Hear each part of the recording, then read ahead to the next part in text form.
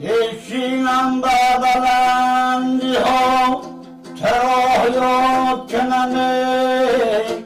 عبدالحکیم قربانов این ربایی فلکی را نزد حافظ خلقی تاجیکستان محمد سفر مرادов وقتی که با عیادت استاد آمد میخواند. او خود را یکی از شاگردان این فلکسرای نامی تاجیک میداند. ما فخر میکنم که من شاگرد محمد سفر مرادوفم. فلکسرای بهترین بود. در زل باز میکرد، فلک میخوند، بیدو شعرهای خوب میخوند. همون زل صدا پیدا میکرد. محمد سفر مرادов این فلکسرای تاجیک امسال در جشن فلک امکان اشتراک ورزیدن ندارد، چون که وضع سلامتیش با او این امکانیت را نمیدهد. او مدت قریب 40 سال با زمزمه فلک کوهستانی سرود خوانده میان مردم معروفیت پیدا نموده است. محمد سفر مرادов یکی از فلکسرایان به همتای جمهوری آمده باشد.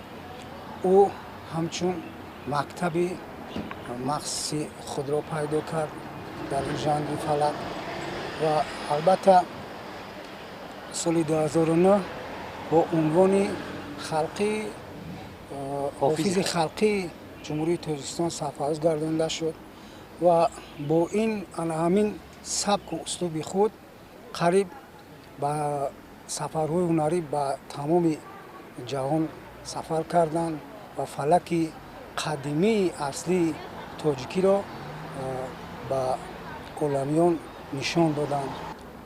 مکتبی مخصوص خود را گشود و خیلی هم شاگردان زیادی تربیت کرد.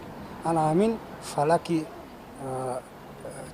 فلکی اصلی مردم تاجیک را سال با شاگردانم یاد داد. در این ژانر موسیقی محمد سفر مرادов نفوذ صنعت مردمی تاجیک را به جهانیان در صحنه‌های بلند معرفی کرده است.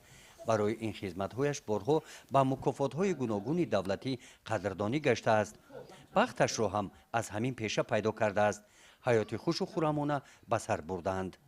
وقتی در یک معرکه برآمد میکرد، همین یک سرودش مرا به خودش جلب کرد.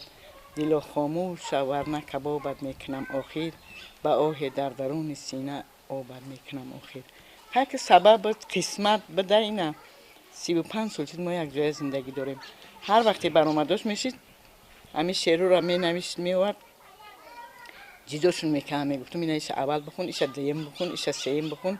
همین پیوست باشه وقتی که همون شنونده هم که شنوید نگه که ایش در جای اوش باید باشه، او در جایش هر چیز مقام خودش داره. هر که استعداد خدا داشت.